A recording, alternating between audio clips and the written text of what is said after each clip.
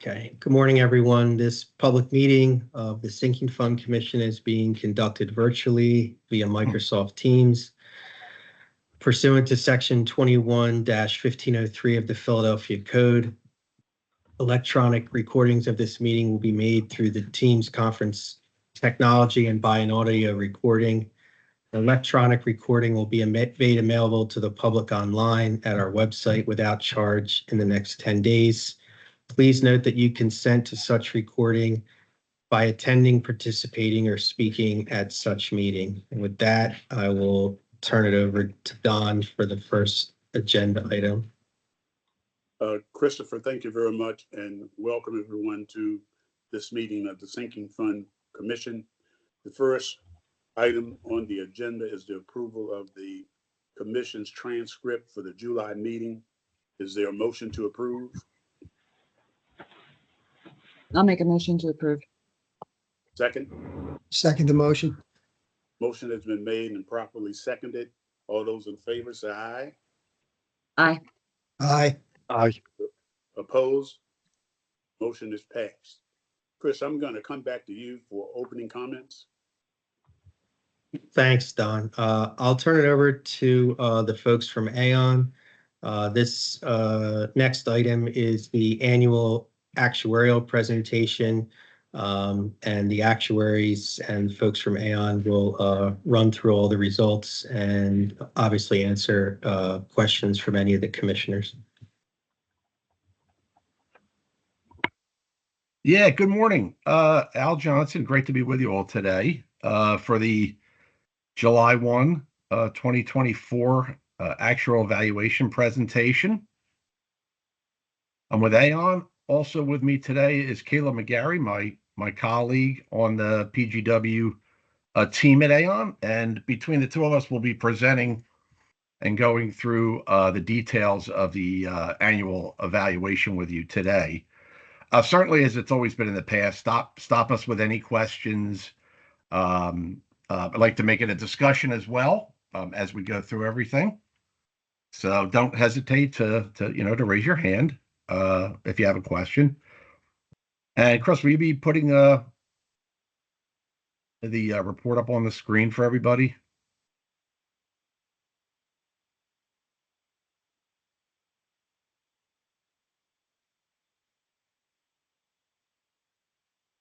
Once we have that, then we'll sort of we'll dive into the details.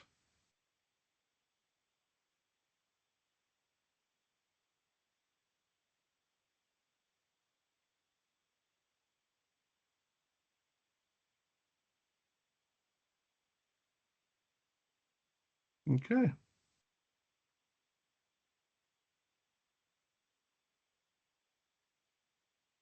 Chris, I don't know if you can make your screen a little bigger. I mean, I can. The size of the report is fine. It's just the top sort of we're missing sort of the top of it.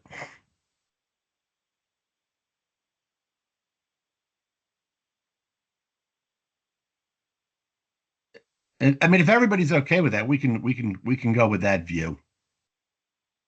I've got the screen as wide as it can go. Gotcha. Okay. All right. Well, let's dive into it. I'm going to kick off with a summary of the results. The first few pages here are just our actuarial certification that we require to put into our reports. So we can go through, pass over that, Chris. Maybe you can keep scrolling. You could even pass the executive summary. We'll kind of cover everything in the executive summary throughout the report here. That's perfect, Chris. Here's where we want to start. So from a census data perspective is what we're looking at here. It's been a very stable, consistent planned population year over year. We don't see a lot of significant ups and downs in our categories shown here. We just had a small increase in the active participants in the plan, relatively stable retirees, and stable terminated vested folks. Terminated vested folks are those that have left PGW with a benefit, but have not started to receive that benefit yet. Total payroll is going up about 5.3% with average pay 3.8%. All of these are very, very normal, very consistent year over year statistics. The average employee age and service, again, they tend to bounce around a little bit year over year, depending on how many new employees we have, how many folks leave the workforce either through retirement or terminated vested. So again, these are really, really stable type statistics. Not much really to talk about there. Does anybody have any questions on that? Okay. I do not. Okay, we can move to the next page, Chris. I believe that just goes on. I don't think there's anything more on that first page there. Okay, here we go. If we hop into, and again, I'm going to give you some high level information, and then we're going to dive deeper in the later pages of the report into each of these different numbers here. The normal cost is basically the ongoing cost of the plan. That's the value of the benefits that are going to accrue in the coming year. If you had a fully funded plan, this would be your annual cost of the plan, about 7.7 million. And this is, again, this has been very stable from last year to this year. That is primarily due to that we've had a stable active workforce and a stable average age of that workforce. So we're going to see those numbers be pretty much the same as long as those statistics hold in place year over year. We have two different contributions that we look at as part of the contribution policy. The one is a 20-year open amortization of the unfunded liability, and the other is what we call 30-year closed amortization of the unfunded liability. That's where the 20-year we amortize the full unfunded liability over a 20-year period. The 30-year, we develop new slices of unfunded liability each year.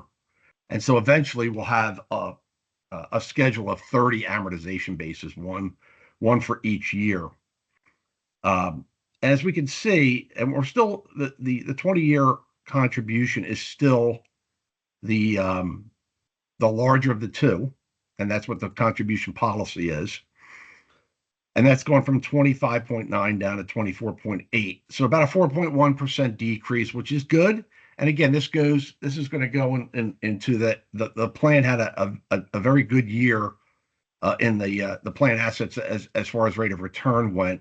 So we're seeing a decline in those contribution levels because of the positive impacts that we've had from good rates of return in the plan assets. The directed contribution each year has been, has been 30 million. That has been approved on an annual basis by the city finance director. And we originally put that in about 5 years ago because PGW had some additional cushion built into their rates and requested that, we put in a little bit more than that indicated contribution, or the policy contribution. So we've been doing 30 million a year, and that's also contributed to the increase in the funded status that we're going to see as we go through the report here. The contribution as a percentage of payroll has also declined as the payroll has increased and the contribution has declined. We're seeing that percentage decline as well.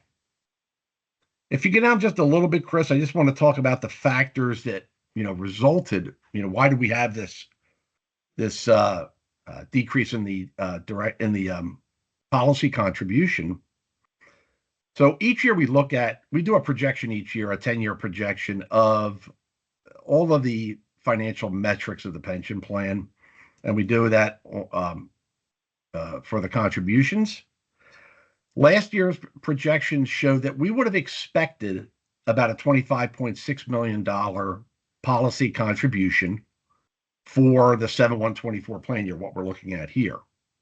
But we came in lower than that. So what were the reasons that we came in lower than that?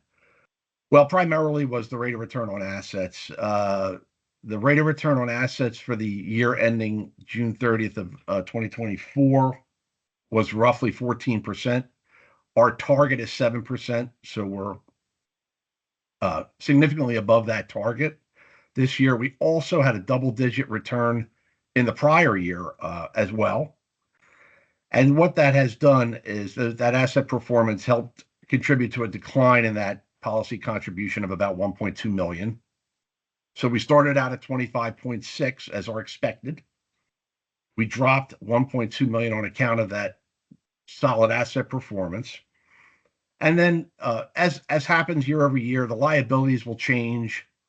There'll always be a little bit of a plus or minus around what we expect for our liabilities. This year was only about a $6 million loss we had, but it did increase the policy contribution by about 0.5 million, or about 0.5% of pay. And so when we take the 25.6, we subtract the 1.2 million gain, and then we add in the $0.5 million loss due to the demographic changes. We come up with our policy contribution of about 24.9 million. So overall, that asset return has really been giving the plan a lift as far as funded status and helping keep those policy contributions under wraps. You can turn to the next page, I think, Chris, unless there's any questions there. Okay, on this page, we're starting out with the unfunded accrued actual liability. This is what we amortize as part of that policy contribution. We have our normal cost, and then we have that amortization either over 20 years or 30 years. This is the number that we amortize. So it's like almost like a mortgage, right? So we have an outstanding balance of about $184 million. We're amortizing that over a 20-year period. And that is the other piece of that policy contribution that gets added with the normal cost to develop the total policy contribution. So we're seeing a decline of about 6% over the prior year. So what we would ultimately want to see is that be zero, right? A fully funded plan. I believe right now, and we'll see it as we go down, we're about 77% funded on an actuarial value basis. And we're about 80% funded on a market value basis. So again, moving in the right direction there. The present value accumulated plan benefits, that is a measure that is required to go in the plan's audited financial statements, and it represents a value of all the plan benefits accrued to date. So it's almost sort of like a snapshot of the value of your total plan benefits that have been earned by employees as of July 1, 2024. Showing the development of our accrued liability, this is the liability that we use to determine that unfunded actual accrued liability above, and that is what goes in ultimately to determining our contributions and our funded status. The last year, we started out with about 812 million as liability. We increased that amount for normal cost, so that additional year of benefit accrual value. Interest cost, we subtract out the benefit payments that we make for the year, that defeases liability. And we came up with about 812.9 million in an expected liability.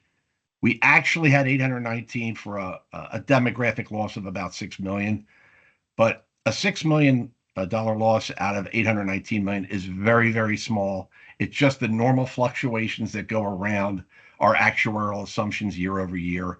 And quite frankly, that is really, really a small one.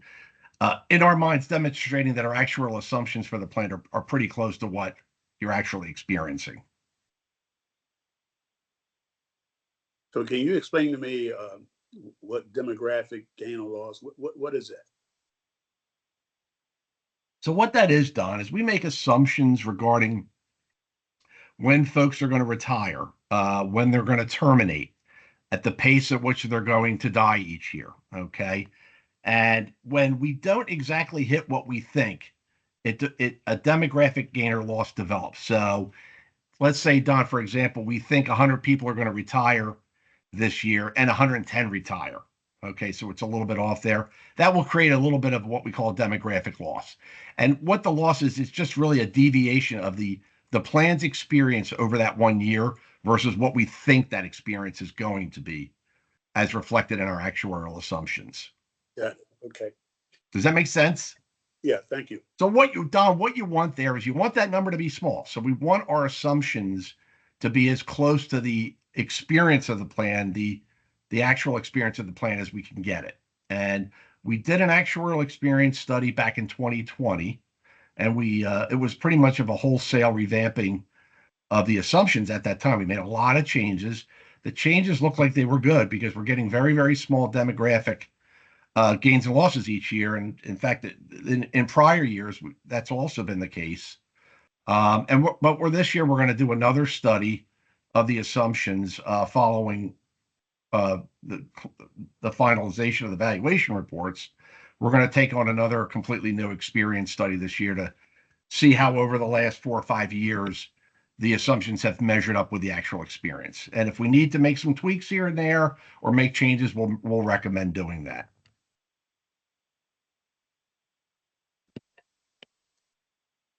Okay. Chris, if you want to turn to the next page. Here is an illustration of our market value of assets. That is the value of the assets in the plan's trust. And the actuarial value of assets, which is what we call smooth value of assets. And we'll show this, the development of this in more detail on coming pages here. But basically what we do is we take the market value rate of return each year and we smooth it out over a 5-year period. So it takes some of the volatility out of the market value of assets, right? So we could see some significant ups and downs in the market value year over year. The actuarial value of assets is meant to dampen that volatility and make the asset value a little bit more predictable year over year. So we had about an 8.4% increase in the market and a 3% increase in the actuarial value. If we didn't have any market value gains or losses, after a 5-year period, those two numbers would be the same. Those gains or losses that we would smooth out over a 5-year period would eventually run out, and our market value would equal our actuarial value.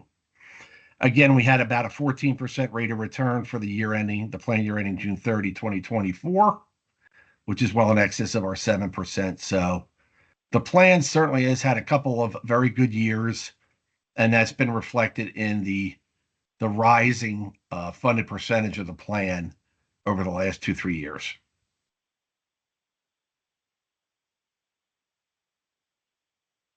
Okay. Any questions at this point? Again, this was a high-level overview of the results. Now we're going to dig a little bit deeper in the remaining pages of the report. Hey, Al, Yep, Fran. will we get to, at some point, which has been greater? The additional actual city contribution over the contribution amount that's calculated, or the amount of money made via the investment return? And if so, what are the raw numbers? If you can get that Well, at some point, that would be great. Yeah. So we've been making that $30 million now for about 5 years. Right. And that 30 million has been in excess all of those years in excess of the policy contribution, which is, that normal cost plus the greater of amortization. So it's the greater of the 20-year or that 30-year. And that's been in excess of that. For the last number of years, the return has been probably in the $80 million range and I think we had that, I can't remember. It is in the report here somewhere. Yeah. What It's on page 6. That's on page 6. Okay. So that'll be coming up. I can't tell what page we're on now. Are we on? Oh, can you back up to page 6, Chris, real quick? Sorry, it's page 6 of the report, which I think is like page 6 of the 12 report. My PDF. apologies. Okay. It'll be on a go forward basis, Fran. So, but we'll highlight what that has been. Okay. That rate of return, what kind of numbers that is. Yeah. I assume it's much higher, but I just. It has been for the last couple of years because, again, we've had double-digit returns for the last 2 years. So that return has been well in excess of $30 million. Yes. Yeah. Okay. Great. I That's think good. it's 7%. It's about 40 million, but we're about double that. So I think this year we're about 80 million in return dollars. Yeah, it looks like 79.6. So yeah, There. I can see it. All right. Thanks, Al. Yeah. So well in excess of what we've been, but again, we've had a couple good years, but we've also had in the past, we've had some bad years. But in the Yeah. past three, we've been certainly moving in the right direction as far as getting a higher funded percentage for this plan. Yeah, the reason I asked the question, just to clarify, is that it's really good that the city and the finance director has agreed to make the additional contributions, and that's a great thing. However, it's also a testament to Chris as the chief investment officer, to the trustees and to the consultants of this good investment return. So I Yeah. appreciate that. I wanted to mention that. Yeah. And I guess I would just recommend from an actuarial perspective that we keep up with that 30 million. We've been doing it for 5 years. Unless there's a significant need to change that, I would, recommend that the city finance director approve another 30 million for the year that we're in now, the 24 to 25 year. We don't have that yet, but we'll go back and make that recommendation to him.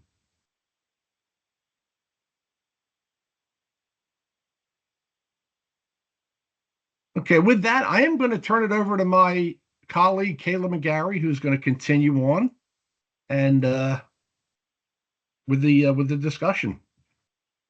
Yeah, thanks, Al. So we've sort of already seen a lot of the figures on this page. This is really just a summary of the demographic movements that Al covered on the first page with numbers of the report. Just noting how the plan population moved from the prior year. So I don't think we need to dig into those. Just want to point out throughout this report, the figures that you're going to see are going to be based on that funding policy contribution and not the $30 million contribution, since that's discretionary. So we're just for projection purposes, just wanted to call that out as we're going through this. Thank you, Chris. So here's the financial summary that we were just talking about. It's showing the market value of assets as of July 1, 2023, and how we get to our market value of assets for July 1, 2024. So we started at $604 million. We have receipts from our employee contributions, and then our investment return. So investment return was $79.6 million is the main mover there. And then we have disbursements coming out of the plan assets from benefit payments of about $61 million and administrative expenses of about $500,000. And then our total market value of assets at July 1, 2024 is about $655 million. In the bottom half of the page, we just show the current asset allocation. So primarily in equities, so about 67%. Fixed income is about 30%. And then we have our annual rate of return of almost 14%. And as Al mentioned, we've had back-to-back years of double-digit return. I think last year it was about 12.5%. So very strong investment performance over the last couple of years, which is really sort of telling the story of what's going on in this report with the decrease in the contribution and the improvement in the funded status of the plan. The question, the administrative and expenses include what? So that would be investment fees, actuarial fees, trustee fees. Al, anything else come to mind?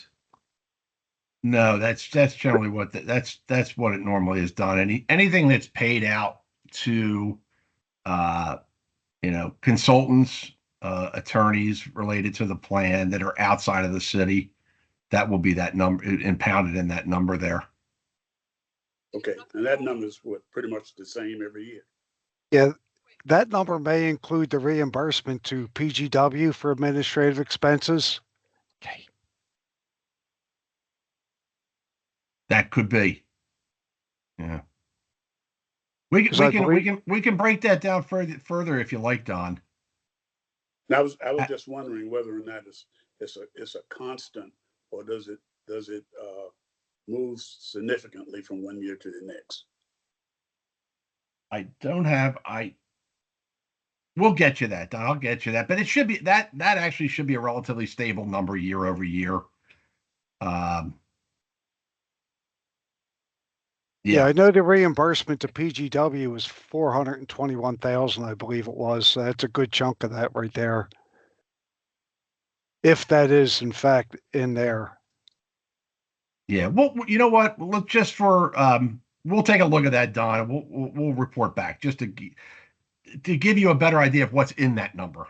You know, Thank you. at Thank you. least. Yeah. Al, can I ask a quick question about the disbursement figure you're showing? Excuse me, for the benefits.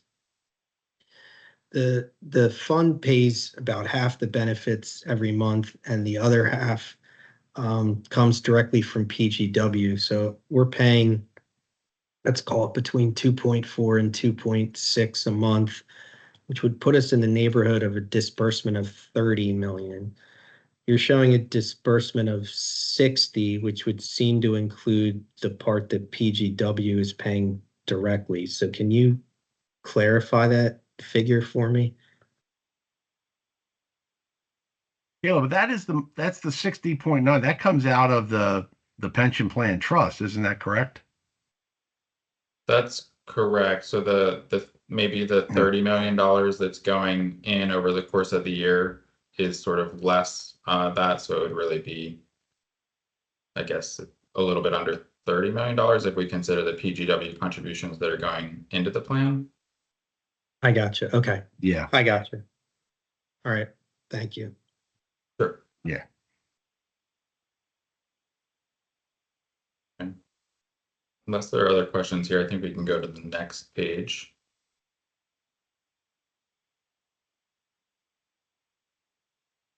So this is the development of our actuarial value of assets. And as Al mentioned, this uses a smoothing mechanism to sort of more slowly recognize asset gains and losses to create some additional stability around the contribution level that's going to be used or determined each year. And we do that using the market value of assets. We calculate our expected market value of assets for the beginning of the year using the prior year market value of assets. The expected market value of assets we had for the beginning of the year based on the prior year was about $616.5 million. Our actual market value of assets was almost $655 million. And that gives us our new base that we're going to use to determine the actuarial value of assets of about almost $40 million, which you can see in that June 30th, 2024 line. So we're more slowly recognizing that it's not all coming into the actual value of assets at once. We're going to recognize that over the course of 5 years. So that helps the plan if there are large swings in the asset value year over year to smooth out that change so that one year you don't have a 15% increase in your asset value, next year you have a 20% drop. It helps smooth out that and stabilize the contribution level so you don't have wild swings in that. So for this year, our actual value of assets is almost $635 million that you can see in line 8 there, which is about 97% of the market value of assets since we're more slowly recognizing some of the recent asset gains that we've had. Okay. I think we can go to the next page with the summary of the valuation results. So these are broken out by the retired status, terminated, vested status, and the active status. And then the right-hand column, we have our total. So we have the number of plan participants broken out, which Al showed on the first page. Just over 3,600 participants in the plan. Our projected annual benefits are totaling $226 million. And the present value of the projected benefits as of July 1, 2024. For retired and terminated vested, this is the same as the accrued actuarial liability as of July 1, 2024, because there's no projection to those benefits since they're sort of locked in at this point, that people are receiving their benefits or they're owed a benefit and they're no longer working at PGW earning additional benefits. So that's why lines 3 and 4 or 3 and 5 are the same for the retired and terminated vested population. For the actives, we if we look at the projected benefits, we're projecting forward service and pay. Based on our actual assumptions, their total projected liability would be about $322 million. If we deduct out the present value of those future accrued benefits that they haven't yet earned, that's $126 million. And that gets us to our accrued actual liability for the active population of $195.5 million. And then summing all these up gets us to the $819.1 million accrued actual liability as of the beginning of the year. We look at line 6 and we subtract out our actuarial value of assets that we had on the prior page. That gets us our total unfunded accrued actuarial liability of $184.3 million. And then, as Al mentioned, this is what we use to determine those amortization amounts each year for the contribution policy. And then if we scroll down just a little bit, there's a couple more lines here. So we show the total normal cost in line 8. So the total amount of expected accrued benefits to be earned over the course of this year, starting July 1, 2024. We have expected employee contributions that are removed from that amount, since that's the employee's portion of that normal cost of about $2.4 million. And that makes the net employer normal cost, or PGW's normal cost, of $7.77 million, which we'll also see as we're showing the contribution amount developments. Any questions here? I know we're getting a little bit more in the weeds with some of these pages where Al was showing, some of the high level amounts. So please let us know if you have any questions.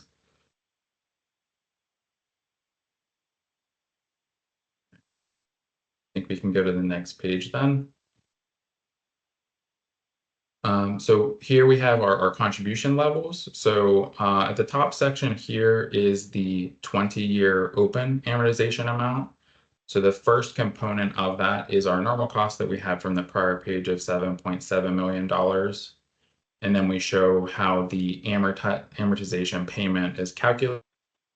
So it's on the 20 years. We look at the unfunded accrued liability that we also had on the prior page of $184 million. And that gets our amortization payment over 20 years of $16.25 million. So line 3 is our total contribution as of the beginning of the year, which is $24 million. And then we assume that payments are being made throughout the year. So we typically look at that line 4, which is a mid-year contribution amount. So we roll that forward to the middle of the year with interest.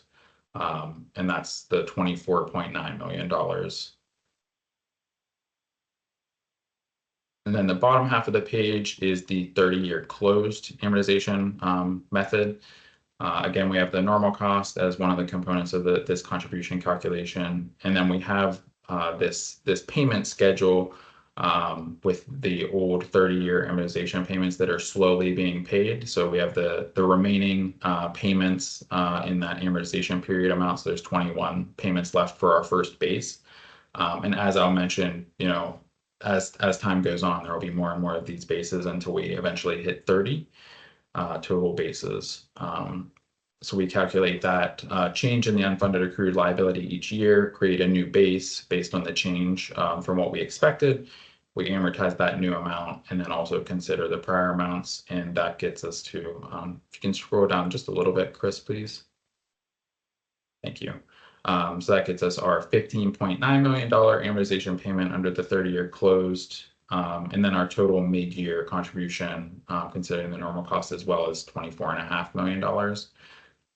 So that is less than the 20-year open. So that's why the funding policy contribution for this year is based on the 20-year open amortization policy.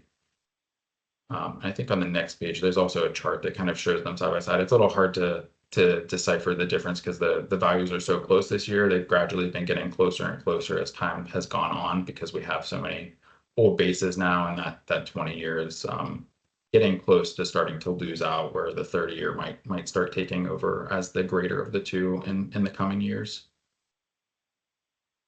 So Caleb, when you look at that number, the 24 to 25 is the 20 to 30 year amortization, but Rob's been paying 30, so it's an additional amount on top of that number, correct? Yes, yep, that's exactly correct. So the additional discretionary amount that's going is above the current funding policy. Thank you. Sure. Any other questions here?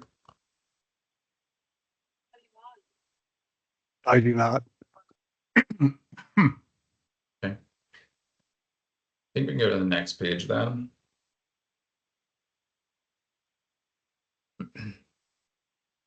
So this is the actual present value of the accumulated benefits determined under the accounting standard 960. So these are used for the plan's audited financial statements. So they're slightly different. As Al mentioned earlier, that these are sort of the accrued to date benefits that have been earned under the plan. And we have a side-by-side comparison of the July 1, 2023 values versus the 2024 values.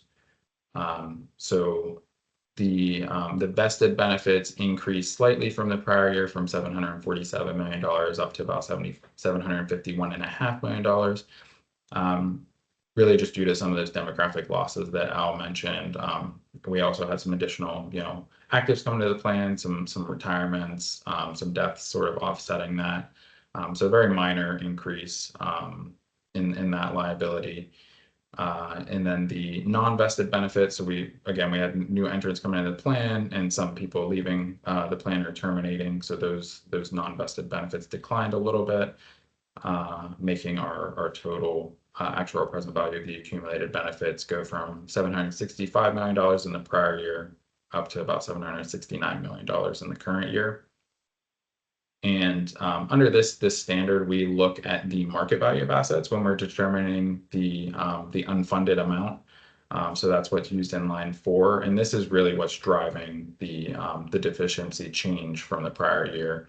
The market value increased almost $50 million from the prior year, or actually over $50 million. So our line 5 is the deficiency of the net assets available for benefits over or under the actual present value of the accumulated benefits. So we were almost $161 million underfunded under this basis, and now it's dropped to $114 million, just largely due to that significant investment return that was had this year. And then a little bit further down, we just have the active participant count. So the 100% invested of the active participants went from 829 to 820. And then because we had some additional new entrants into the plan and fewer sort of leaving that non-vested status, that increased from 290 to 315 for people who aren't fully vested in their benefit.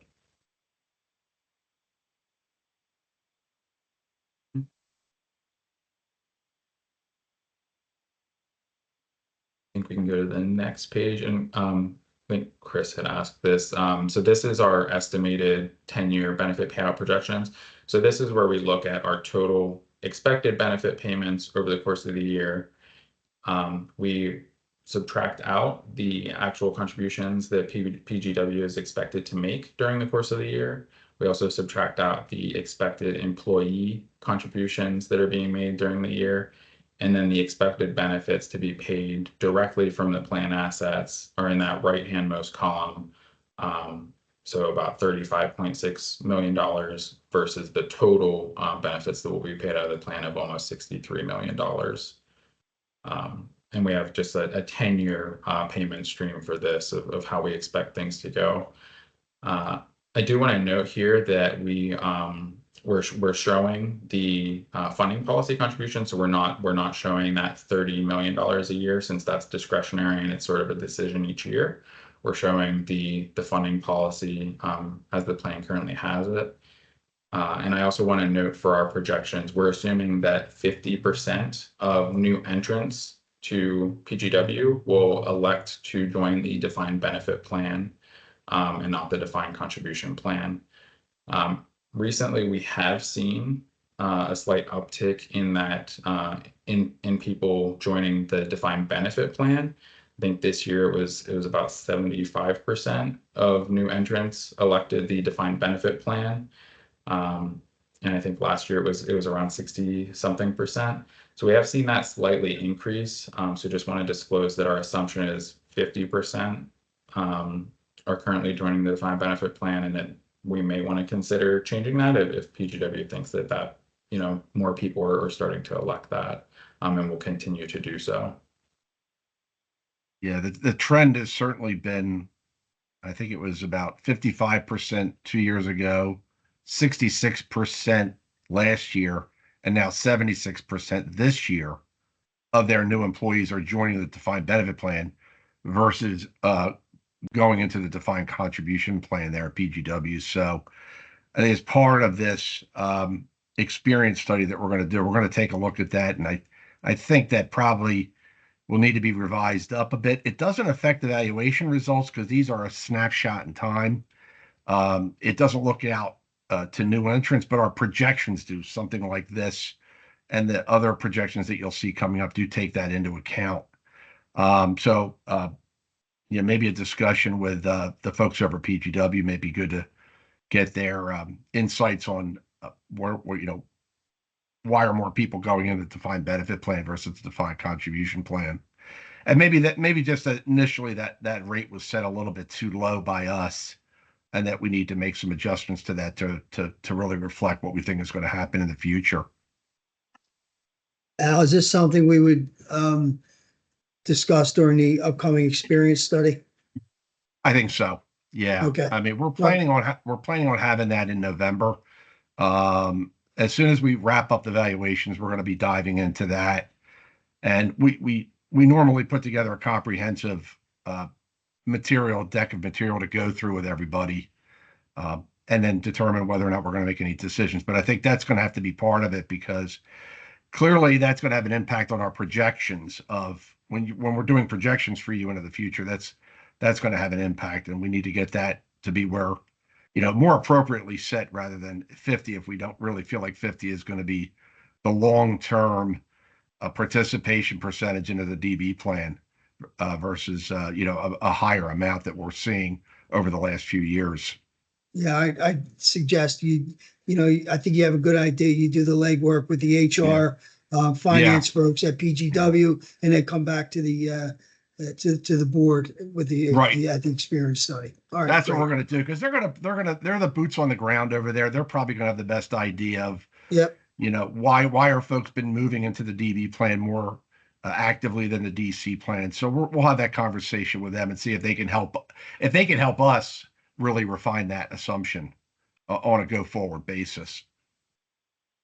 Perfect. Thanks. Can I ask something? I just have a quick question. In the John. beginning, going back 10 years, the exact opposite was true, right? There was more people going into the defined contribution. Correct. Yeah, and then all of a sudden it's changed. I've noticed that myself too. I wondered why. Correct. Right. Now there is and the new employees have to put 6.5% contribution in if they join the DB plan, where it was 0 prior to the change, and you get a 6.5% contribution from PGW into the defined contribution plan. But it could be just folks are learning that defined benefit has a lot of advantages, and when you're in a DC plan, you're as an employee, and you become an investor, and you're subject to those ups and downs, and it can have a significant impact on your ultimate retirement income. So, but I think, again, like Fran said, I think conversations with the HR folks over there will get a better feel for that on a go forward basis. Yeah, I think that defined contribution, I think that's 5.5%. It's a 5.5. Okay. 5.5% employer contribution into the plan versus the 6.5% that the employees have to make into the plan in the defined benefit plan. Yeah, and that may be 6%. I'm not positive on that. I think it might be 6. I think it is 6. Is it 6? Okay. Yeah. Yep. Oh, yeah. It even says it at the bottom there. Oh, yeah. I didn't even see that myself. Okay. Thank you. Yep. Any other questions or comments on this page?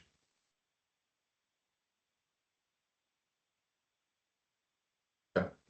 We can go to the next page of section H. So this is a schedule of our funding progress. Yeah, I think you can scroll down a little bit more, Chris. I think the main story here is looking at this chart that we have on the page. So the red bars are accrued actual liability over the last roughly almost 10 years. Anything that's blue in here is based on the market value of assets. So we have our market value of asset funded ratio here for the percentage amounts that we have illustrated. And then green is based on the actuarial value of assets. And I think this chart does a good job of sort of illustrating how that actuarial value of assets smooths out swings in the funded status based on, big swings in the market value of assets.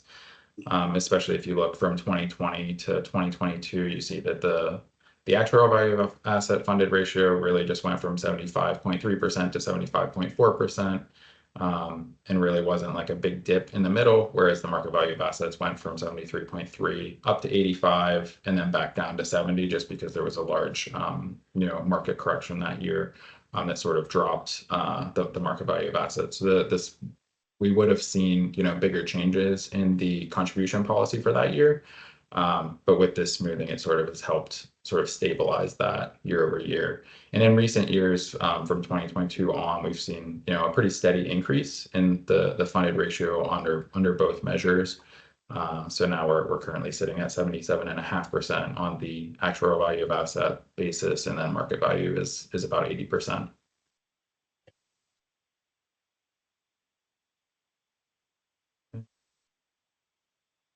Go to the next page. Here we just show the historical contribution that's been calculated under the 20-year open and 30-year close to sort of give you a comparison. And really what this shows is that the 20-year open has won out over the last roughly 10 years or so, really since it was established. And if you go to the next page, please, Chris, it's a little bit easier to digest. We have a chart that sort of shows this comparison. So the blue bars are the 20-year open, green is the 30-year closed. And we see there was a pretty big gap in the early years. That gap has started to get closed as time has gone on, which is why we're sort of expecting that in the next year or maybe a couple of years that the 30-year closed is probably going to start winning out and producing the higher contribution of the two.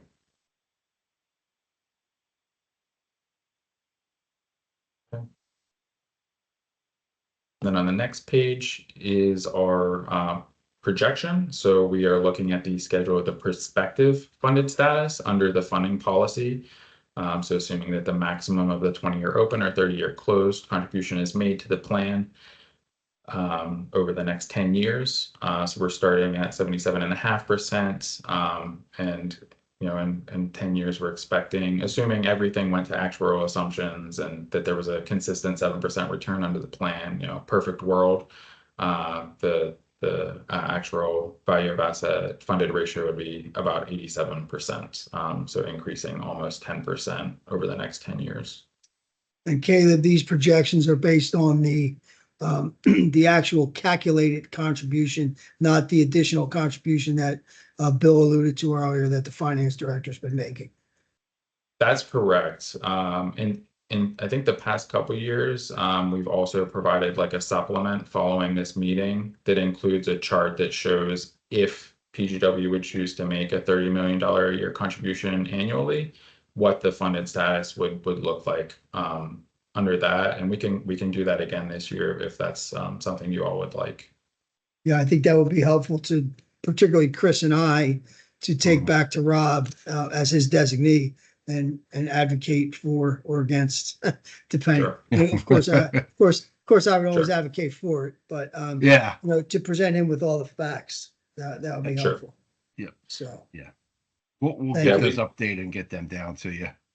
Yeah, we did a preliminary look at it, and I think that 87% in 2033 under $30 million a year is about 95%. So definitely an improvement.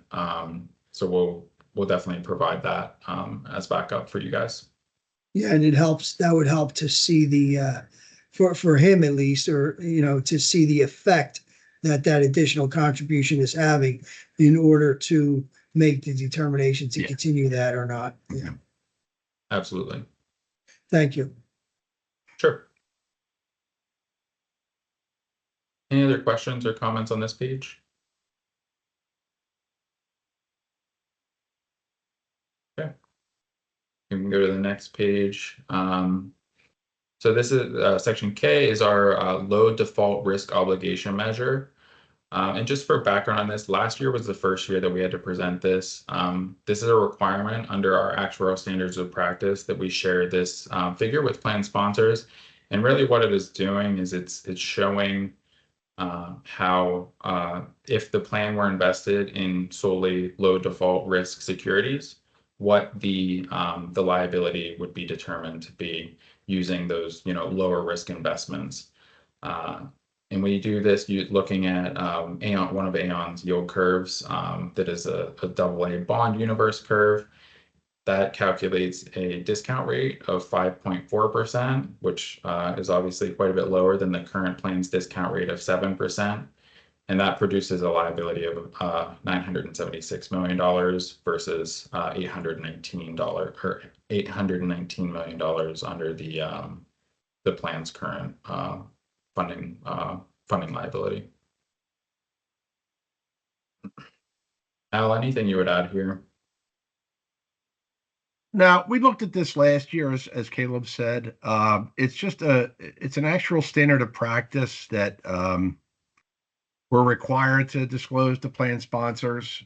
Really, it's a way of showing that if we were to shift all of your assets into high quality corporate bonds of the like treasury bonds, if everything went in there, what kind of liability would you have to have produced? And it shows it's much higher because obviously fixed income has a lower long-term expected rate of return, lower volatility, but a lower rate of return than having your a portion of your assets in equities and some of the alternative investments. So it really is, just something that we're required to present now. And beyond that, I don't think it really has any impact on anything with regard to your financial statements or any conversations that you would have regarding this plan. Thanks, Al. I'm sure you're seeing this for the city plan as well. This sort of a measure.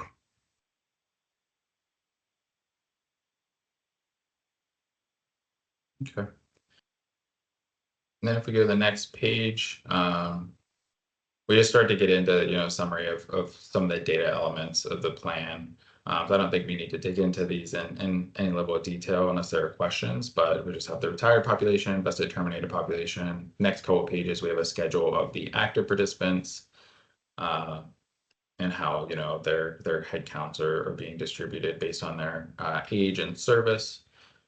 And again, and then we have a breakout just of active headcount by service on the next page.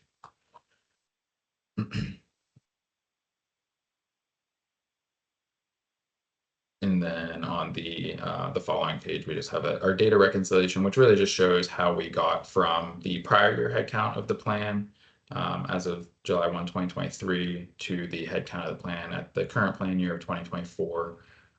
So we had some new entrants coming to the plan, some terminations, some retirements, and then some people passing away who were receiving benefits. That gets us from the 3,647 participants at the beginning of the year to 3,660 participants this year. And then the rest of the reports really just our actuarial assumptions and methods, as well as the plan provisions. We didn't have anything specific we wanted to dig into there. The assumptions remain the same as what they were in the prior year. And again, we'll be doing a comprehensive review of the assumptions here in the coming months. So we'll definitely review those, determine recommendations if there are any to change any of the assumptions, and then share those with the commission. And if we do, if there are updates to the assumptions, we're going to first reflect them in the July 125 evaluation next year.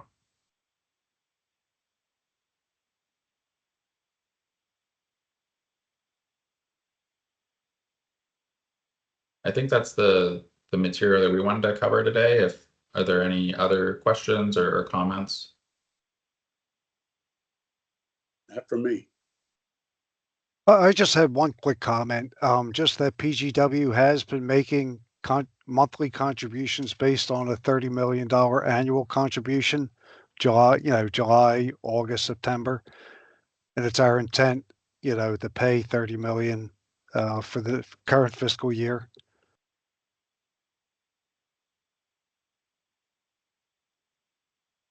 Okay, great.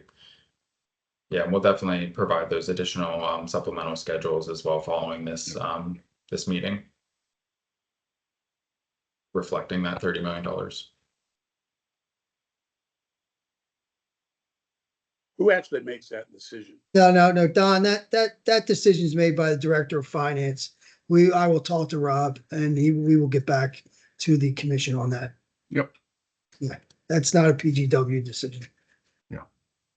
Okay. But does he make that decision every year at a Yes. specified time? Yes, he communicates it to Chris and I, and then Chris communicates it to the commission. And PGW, yeah. That's right.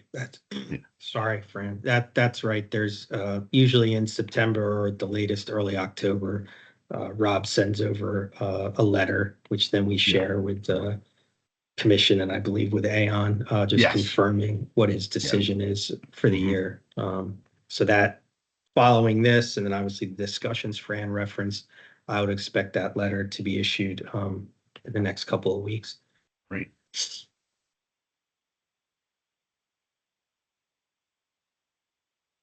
Well, should I just say thank you for the presentation? Is there any action that we need to take relative to this presentation? No, I believe Al and his team will just do one final, review, and then they'll provide, I guess, the signed official copy over the next few days. I think, Chris, if the board has no revisions requested for this report, I think we're final on this one now because it is signed. Okay. And if we don't have to make any updates to it, which we have in the past, we've had some suggestions that the board has made and we've gone back and made those and then re-signed it. But if there isn't any, I think this is the final report. Okay. Thanks for that clarification. So Chris, where does this report go now? It will be posted over the next few days, along with prior years on the commission's website, which you can access publicly through the city treasurer's website. Got it. Thank you. Chris, I would defer to the lawyers, but once this report becomes final, is the note on top of each page proprietary and confidential? I don't know if that's proper. That's just our branding, Fran. I don't think it'll matter, only because it'll be public on the site, right? We're gonna post Yes, it on the correct. site. Yeah, it goes on. Whether Yeah, it I mean, says this it is or not, I don't public really think- information, even though it says Yeah. proprietary. Would you prefer us to take that off? No, I just wanted Okay. the law department to address that. That's all. Yeah, I don't Okay. think it'll be a problem as long as now, if this was in a file somewhere that that was just made available for the public, that might be a little different. But I think if it's already on the website, it's oxymoronic almost, right? Proprietary, confidential, but it's already right there for everyone to see. So I agree. Thanks Okay. for addressing that. no problem. Well, gentlemen, thank you for your presentation.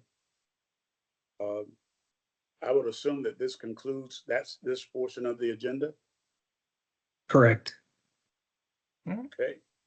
Well, good to be with everybody today. And certainly any questions that come up, but we will be in touch during the fall as the experience study unfolds anyway. So I'm sure we'll be chatting with everybody again over the next few months. Thanks, Alan, Caleb. Always a pleasure. Thank you very much. Appreciate it. Thanks, Thank you Fran. very much. Thank you. Don. Thank you. Thank you. Thanks, Chris. Thanks, guys. Take care. Christopher, the next item on the agenda is what, the August 2024 investment performance review. Yeah, and with that, Don, I'll turn it over to the folks from Marquette. I believe Lee Martin is here today to run through the numbers and answer questions and provide a brief level of market commentary, regarding equity and fixed income markets. Thank you. Okay, well, good morning, everybody. My apologies up front. I tried to get on with my main computer when the meeting started, and for some reason I couldn't get into the meeting. So I'm on my backup computer, and unfortunately the camera doesn't work on it. But I'm sure you will prefer to focus on these numbers rather than me anyway. So just before we kick in there, as you look at kind of the index returns through August, I thought it might be useful just to give you a little bit of background of what we've been doing over the past 6 weeks to kind of bring you through to where we are today. So we have successfully transitioned all of the data feeds from PFM, and as you've seen here, we did rerun our own Q2 report and July report, even though PFM did that. I just wanted to be sure that our numbers are reconciled out, exactly with their numbers. And happy to say that was the case. We're very comfortable now in anything that we report that has these longer dated numbers are now connected, and we're good with all of those numbers. So happy to say that. We've also been connected with your other vendors. Obviously, we're providing reports. So with the bank now, US Bank, we're able to download all your information there, and we've provided a formulated spreadsheet to help with future rebalancing, so you can determine, where to go for any liquidity needs. And then finally, we have reached out and spoken to all the managers. We do send them an RFI. So again, we reconcile not only what the banker is showing in PFM, but also we want to reconcile with what the managers show as well. And we have all of those RFIs back outside of one that we're just waiting on. And then over the next couple of months, what we're going to do for you is do a bit of a deep dive on your portfolio, do a deeper strategic review, and then, send out our findings on that, maybe a week or two before the next meeting. So having said that, if you could just go forward to page 6 for me, please, Chris. It's 2 more pages.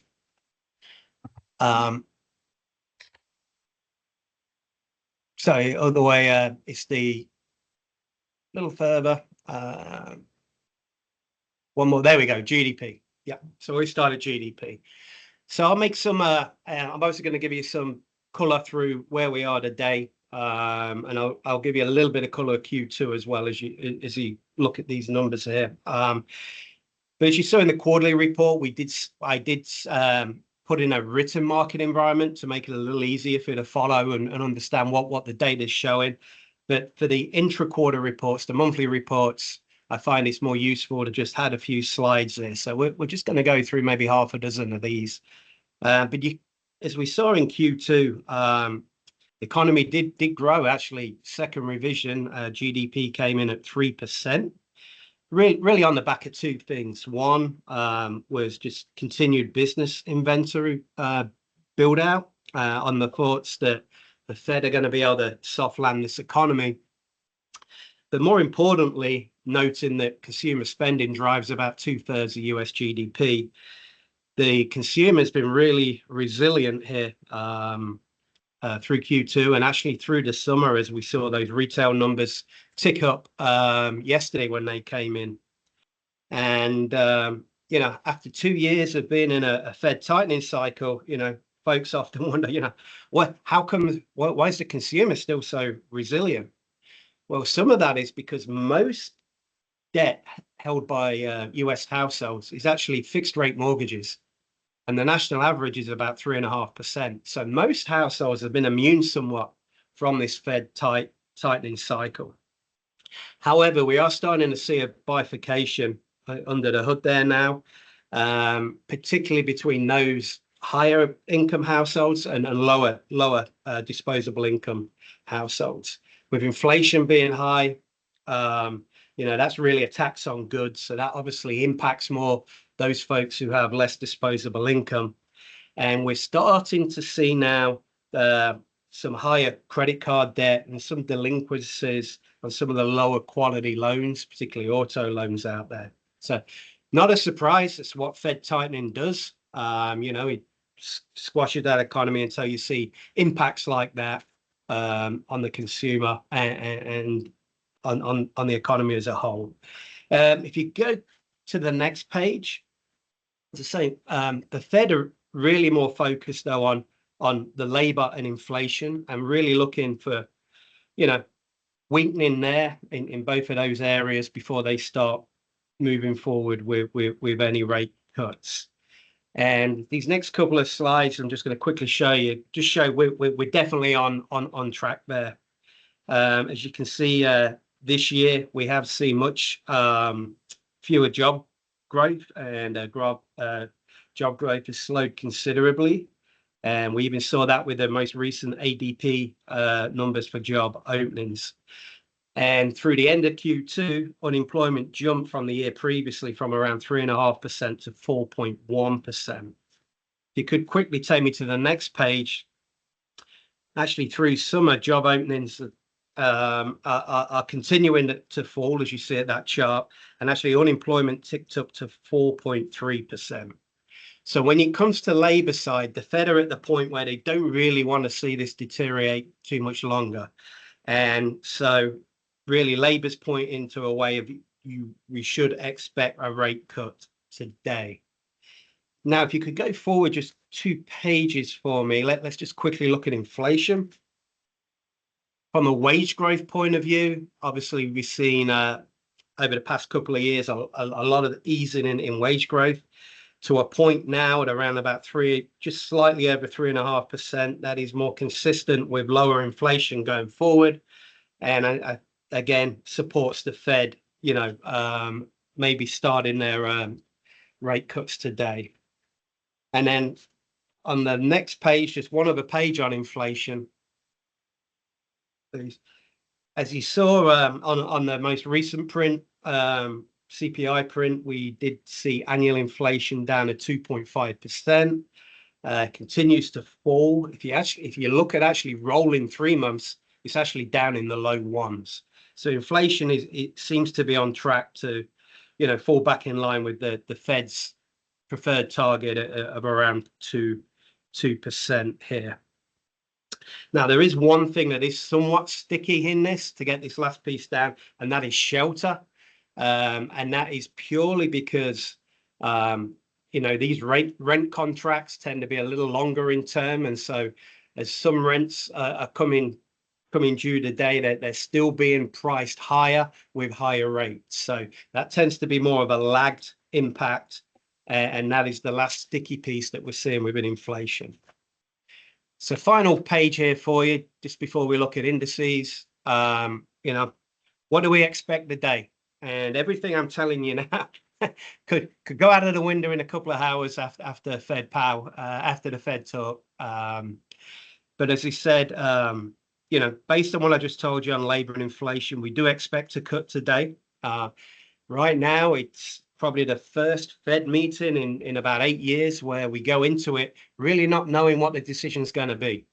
Could be a toss-up between 25 and 50 basis points. And the problem with it somewhat is the Fed is so reliant on data, and that tends to be past data. They tend to be late.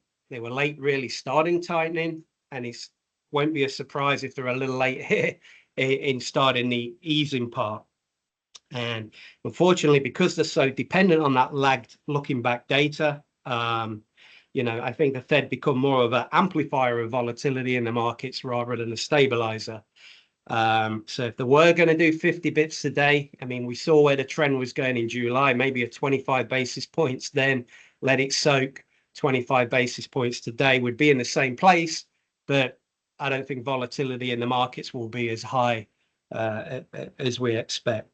But I think the main important note today will be is to just get, is really on the comments and what they expect for the pace of those other 8 rate cuts that they've got priced into the market now to bring us back down to their neutral rate of about 2.75 to 3%. Lee, Yes. Lee, did you say that you don't think the volatility in the market will be as much as is expected if the Fed does 50 or 25 basis points, or you don't think it matters? I don't think it really matters at this point. I mean, it's priced a little closer today, closer to the 50 basis points. But some of the volatility we've seen over the past few weeks, I think if you did a 25 base, if you did it in small little pieces and do it measured over time, that then within the markets, you tend to see less volatility because there's more known in what you're going to do. If the Fed come out today and say they're going to wait for data every time before they decide what they're going to do, then you might have a little bit more volatility baked into the market because of that. Thank you. Yeah. So let's just go forward just a couple of pages. We'll just look at 3 more. Just so we're going to start with your fixed income, and in the Q2 report, you saw that core bonds were actually flat.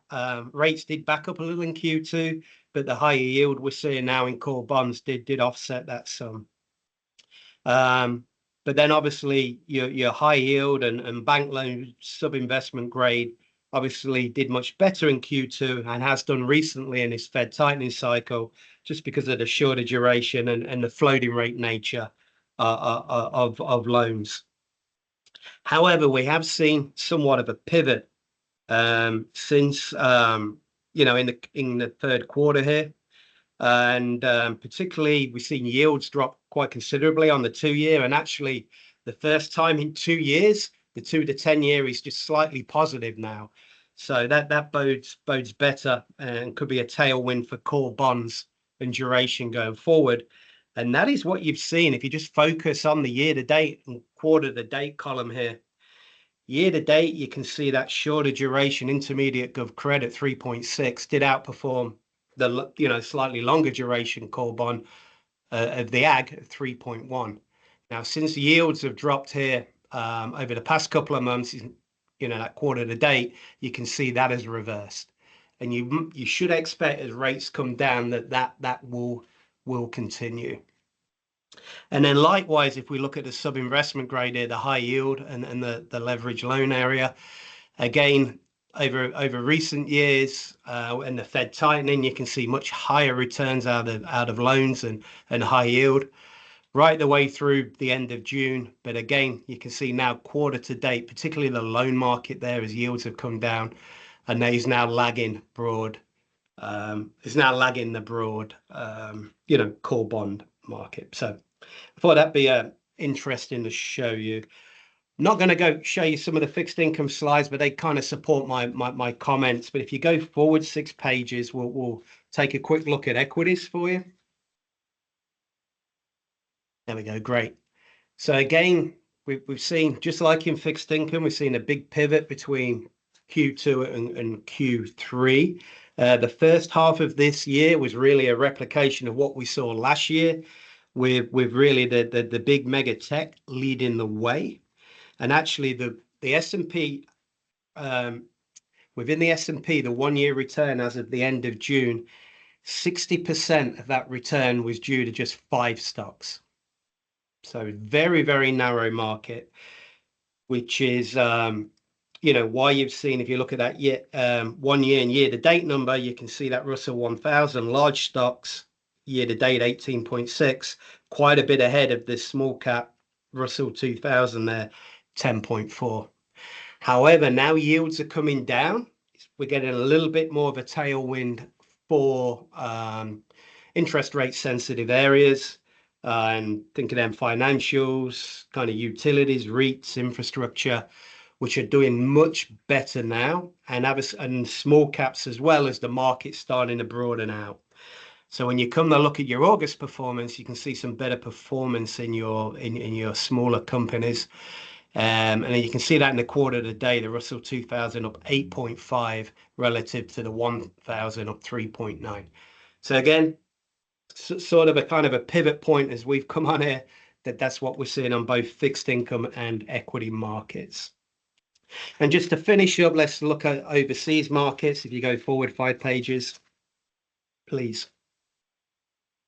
And just quickly here, we're seeing the same kind of relative performance around the world.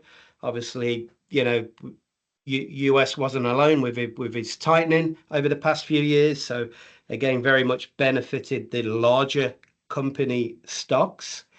And but more recently, actually, EU has already made 2 rate cuts already, down 50 bips.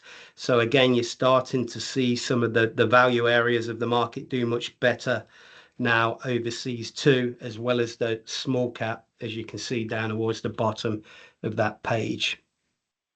And then just one last thing to take over this from, if you look at the developed markets indices, we show EFA locally as well. Okay. And if you look back 3, 5, 10 years, actually pretty much post GFC, the higher rates have led to a stronger US dollar.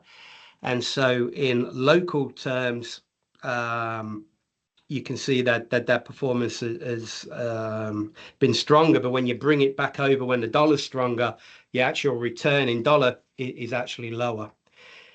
But again, now we're starting to see the US dollar slip with yields coming down and the US dollar start to weaken.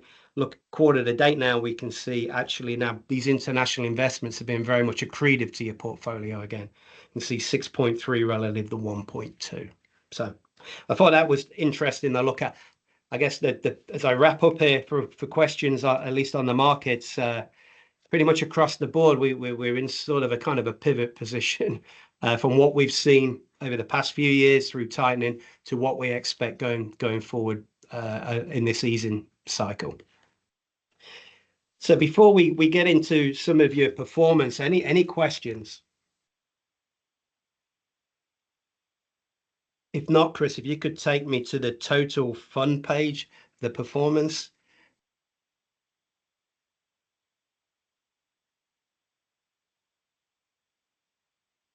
Just the next page will be great. Thank you. And we'll just cover a few pages of this.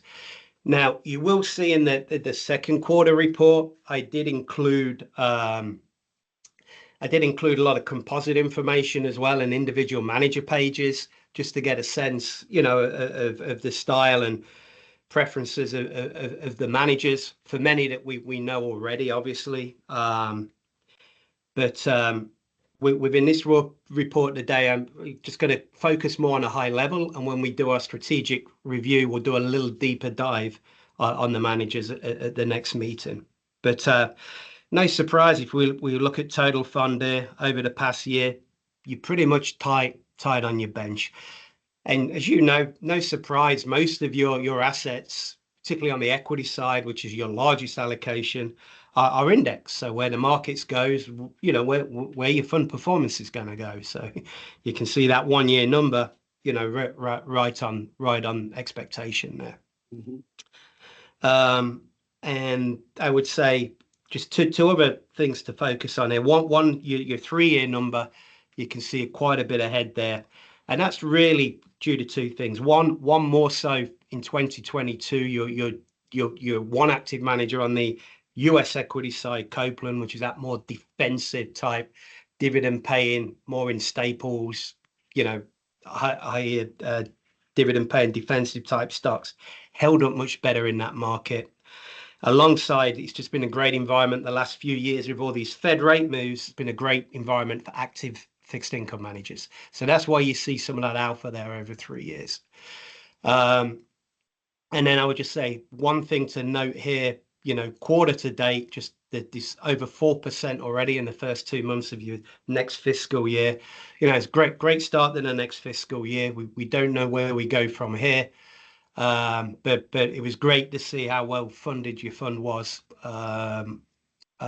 already. And I will say, from putting in all that extra money a year, I did notice actually when I look at that cash flows page, I was noticing about 30 million of a net cash flow coming out each quarter, and that's kind of matching what you guys have been, putting in, which is really good to see, and is why the fund is much better shape today.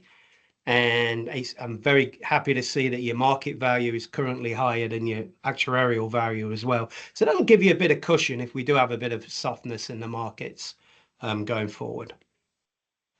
If you could go forward, just the next 2 pages are just your portfolio allocation. And then on the page following this, you can see we just wrap it all up at the total fund level. You're purely a balanced traditional assets pool. You compare to, when we do your universe comparisons that you'll see in the quarterly report, you obviously have not only more fixed, but also more equities than most out there. But, 35% fixed over the past few years, you've been a little bit, overweight that more defensive area of the market than a lot of funds. However, we're starting to see funds really start to get back into fixed income at this point, because of, the return expectation going forward with the higher yielding is looking far better for that asset class. And if you go forward 2 pages, please, we'll just finish up on the managers. So no surprise if we're starting on the total fund we kind of talked about. If we start on the fixed income here, if you do look at that, the combined fixed income line there, the composite, as I was saying earlier, that 3-year number, you can see you're only down 1%, whereas the ag is down 2%. So that's that combination of the active management, having a little bit of a credit overweight, a little shorter duration, and a little bit of alpha you've got from your core plus manager. But then as we can see more recently, you can see you're pretty much on benchmark at this point. And that is because those sub-investment grade areas and that spreads are so tight right now that your core plus manager like MetLife is really more like a core manager at this point, because they don't want to hold too much sub-investment grade, as spreads potentially could blow out next. And that would be a big, severe headwind to performance. So if you look at MetLife, you can see, some outperformance there over the past 3-year and 1-year period, but now very much more in line with a core benchmark, which you would expect at this point. Barksdale, Anna Group really provide a kind of no surprises approach to fixed income. I can see they've been managing assets for you for many, many years. We'll never be too far off the bench because sector and characteristics are very similar to the benchmark. So you kind of be more of a kind of predictable singles kind of hitting approach going forward for you. Your investment grade manager, obviously, more recently is obviously outperformed the ag credit, and I would say the shorter duration credit that they kind of lean to in this portfolio has been very accretive in this Fed tightening cycle relative to core bonds. And again, that's why you see a good fixed income composite return over the past 3 years. Garcia Hamilton, performance has picked up a lot more recently. They are compared here to the intermediate gov cred, but when you look under the hood, if you looked under the second quarter portfolio their pages, you can see actually a little over 50% of the portfolio they have in mortgages, which is not in the intermediate gov cred. So that means their duration's a fair bit higher right now than the intermediate cred, gov cred. But that could be maybe something for us to look at over the next couple of months and come back to you. He may be noting how they invest money. It might be a better idea to have them compared to the ag as well going forward, noting they invest more. They invest in mortgages too. And then Sky Harbor, they're your high yield manager. So you can see the past 3 years, having that sub-investment grade there has been very accretive, positive up to 2% when the ag has been down 2%. Obviously, you have a smaller allocation there. And as you saw with the memo, this over the next couple of months, this company will be merging into a larger company, Pew capital, so going forward, you're just going to have some greater depth and credit expertise overseeing the management of this. Okay. And then just wrapping up now, just on the equities for you. One thing that really stood out to me here, you do have the one active manager who I said earlier is a very defensive type manager, and you can see that 3-year number 6.6 relative to 0.6. So you can see that small cap, return for 3 years is quite a bit north of the bench. But when you look at your overall equity, domestic equity, you're right on the bench for 3 years. You might say, well, why we're not ahead? It's because, like most pension funds, you do have an overweight, a bias to the small cap space, which tends to be more accretive longer term to funds. So not unusual to see that, but I wanted to just bring that up to your attention. And then one thing we do know, we know Copeland quite well. They are managing a small cap dividend growth product here for you. Obviously, over the past year or two, 18 months, where the big meg tech are running, you can see that's a big headwind for their performance. You can see lag more year to date and 1 year of about 3%. One thing we may come back and say to you to consider for them, they do actually a SMID as well, so they can go up in market cap a little more. And as you go up in market cap, you tend to find more companies that are paying dividends. So it gives them a little bit more of a larger universe to be able to add some alpha to your portfolio. And then final page, just on the international here. Rumliner obviously managing that at a low cost for you passively. So that's why you see very low tracking error there. And then you have two active managers. Acadian, because of their quant approach, will lean a little bit more to value. And you see that in the second quarter report. You can see their average P of the portfolio right now is only 11, relative to the bench, which is 16. And they're pretty much overweight emerging markets. And that's because the quant model wants you to buy the cheap stocks. And obviously you've seen what's happened in China past couple of years. They've really struggled to come out of this COVID from a growth point of view. And with them being a third of the emerging markets, that's been a bit of a headwind more recently for their performance, as you can see here, at least over the last couple of months. And then Ernest, from a regional point of view, more in line with the benchmark. I will say from a sector point of view, somewhat opposite to what you're seeing in Acadian. So Ernest does lean a little bit more to the growth side. So you're overweight tech and underweight those more interest rate sensitive areas. And that's why you've seen their 3-year number very strong at 4.9. But over more recent couple of months, you can see they are lagging because of that overweight. So it's quite a bit of kind of threw at you there. And I hope that gives you some color of where the fund stands right now. As I say, Quaker, myself, and Berto will be doing a bit of a deeper dive for you on the portfolio and just kind of bring our thoughts to you at the next meeting. So having said that, any questions?